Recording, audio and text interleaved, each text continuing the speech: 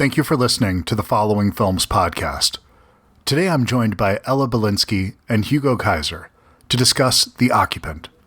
You may know Ella from her breakout role in Charlie's Angels or her work in Resident Evil, but in The Occupant, she takes things to a whole new level. And with Hugo at the helm, they craft an intense, isolating journey that blurs the line between external danger and internal demons.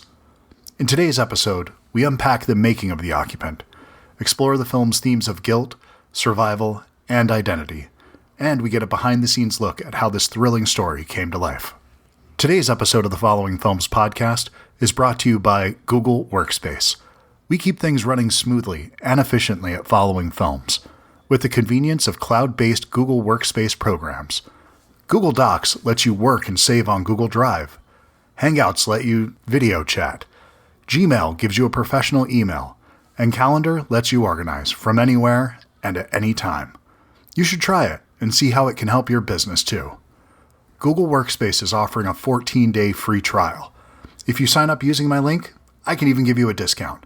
And if you do so, it helps to support the show.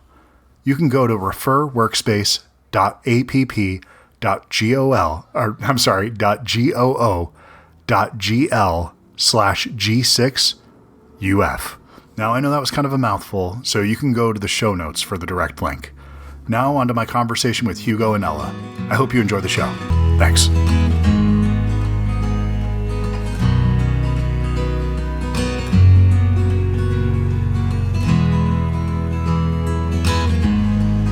Hi, guys. How are you today? Hello. Doing good. How are you? Excellent. Thank you both so much for taking the time to do this. I loved the movie. I literally just read the pitch, saw survival thriller, and I said, okay, great. I'll check it out, see what this is all about. Had no idea what I was getting in for. And I just so recommend that people go into this somewhat blind because it is just such a wonderful film if you allow it to reveal itself to you. The first question that I had, honestly, was about the construction of the opening because it was the economy of storytelling that you displayed. I immediately took a note of that. And then I went back to rewatch it and I realized I had missed a bunch of things that were in that, even though I thought that it was really shaved down storytelling. You got it to the absolute bare bones, but it actually was uncovering so much more about the film than I realized. Could you just talk about the opening of this movie? Was that writing or editing that brought it together like that? Yeah, most of that was editing. Brian is our brilliant editor who I spent a lot of time in the dark with. And the thing is with this film, you can only write so much because once you start shooting it, like all of this is thrown out the window because the natural elements that we had to shoot this in, yeah, they are pretty unforgiving. So every day we had to improvise. And most of the scenes that I had planned turned out differently. And so coming into the edit, we kind of like had a bit of a challenge ahead of us. And I really wanted to make sure that from the very, very outset, people know what this film is about and what kind of journey you can expect from this film, even though it's not explicit. This film is not trying to suck you in with like a really cool action sequence in the beginning. It's much more like silent, and there's this contemplative idea that has much more to do with like a theme that's not necessarily out there in nature, and that's what we try to construct in the opening sequence. I'm very happy that came across. Well, it's even in the opening line where it's just where they're gardening and trimming the flowers, and it's really that is the entire film is encapsulated in that exchange between these two characters, and it's such a beautiful poetic moment, and just I adore the construction of this thing because it's only 97 minutes long, but you fit so much in these empty spaces, and we kind of get to project so much of ourselves into this film. And Ella, you have a very difficult role to play here, where this is so much of this is unspoken and highly physical. So could you just talk about taking on this role? Because I would imagine reading this, you would have known how challenging. You may have had an idea, but I assume that this was probably even more challenging than you thought it was going to be. I think the very obvious part being, if you're going to do something in the snow, you've got to have a certain level of physical fitness to be able to do something like that. Thankfully, I was there physically, and I was, able to sort of, that for me wasn't actually the largest challenge. The largest challenge was me having to balance the emotional weight of the project along with the physicality, and not in a way that's like Hugo was saying, some crazy action sequence. You normally have these characters who in a plane crash and then they need to survive because they, need to save the planet for some reason. This isn't that at all. This is a really quite quiet, quite, painful truth that this character is living. That it's very humble at the end of the day. And so, coming from a background of kind of doing these quite large trophy roles, this was, and even Hugo was really wanted to put the emphasis on it just feeling quiet and truthful and real. And so that was the real challenge for me, because it's so easy to just kind of get into like the large physicality of it all and kind of make the emotional sell through that. And instead, not only was it balancing the physicality, also the emotional truth, but also just the elements itself. Like if you were to separate, myself from the character's going through a lot. Ella's going through a hell of a lot too. And making sure that there was a clear line between the two, but then also bleeding it over when it was really useful. And Hugo did such a good job on seeing the areas where, there were emotional parallels. Like no one really wants to be in the freezing cold in the Caucasus Mountains. Yeah, and all power to the people who are there doing that as we speak.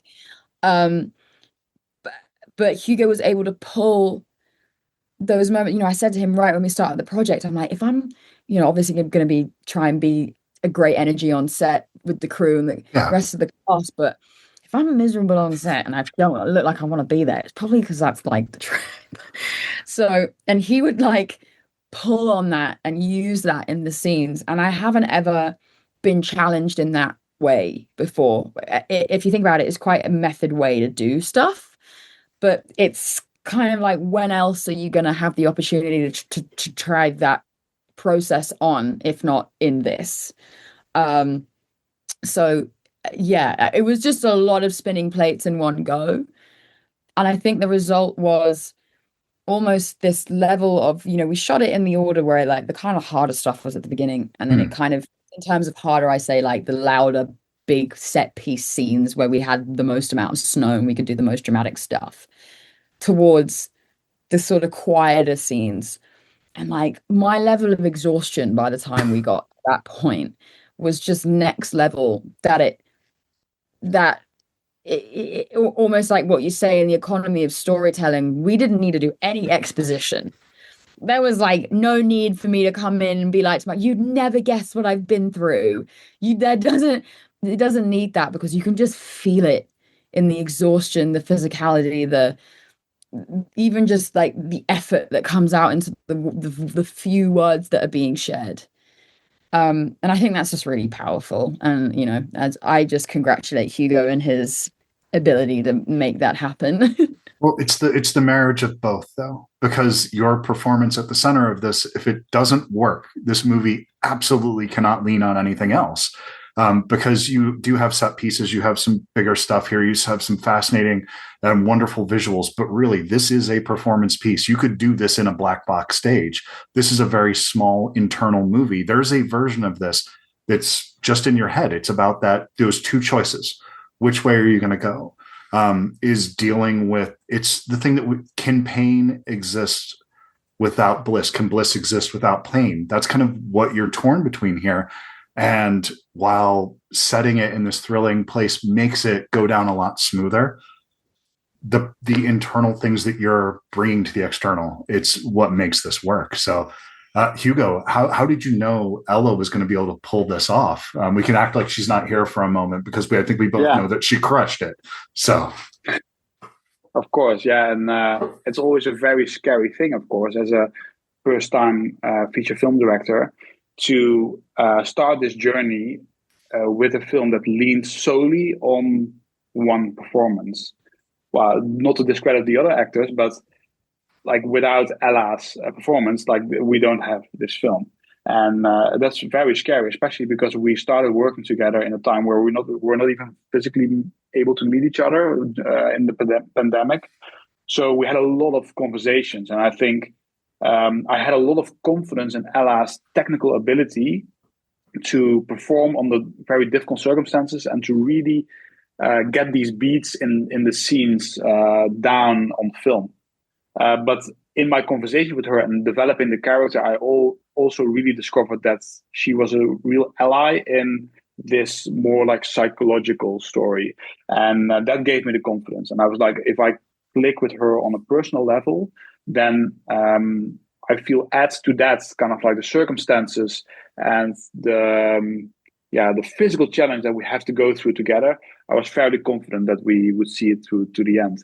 Well, I wasn't sure if she was still going to like me at the end, but that's always a risk, of course. I was really, really worried that I would scare her away in some sense, but she stayed for the whole show, and she was a real soldier, and I'm beyond proud of her performance, and I'm really honored that she gave all of that for this film. Well, you should be proud of the performance and proud of the film as a whole. I know we're already at time, and I feel like I literally didn't even scratch the surface here, which I'm kind of okay with because I went into this so blindly, and I just highly recommend that people don't watch any trailers. Just go knowing that you're in good hands, that this is a movie that's really, it's an adult film. Like you were mentioning before, it's not, the stakes are not men in capes fighting the end of the world. It's really about that thing, that internal struggle that we all have of how do we live with pain, and how do we go on, and how do we see the next day when it feels like you don't know how to. And it's such a beautiful film and so thoughtfully told that I really appreciated it. So congratulations, you guys got something really special here. Thank you. That's a really nice of you to say. No, it was such a wonderful surprise. So I loved it. So thank you for taking the time, guys. Appreciate it. Bye-bye. All right. Have a great day. Thank you. Bye-bye. Thank you. Time enough to figure you out. Time enough to write this down. Wish me luck, give me hope.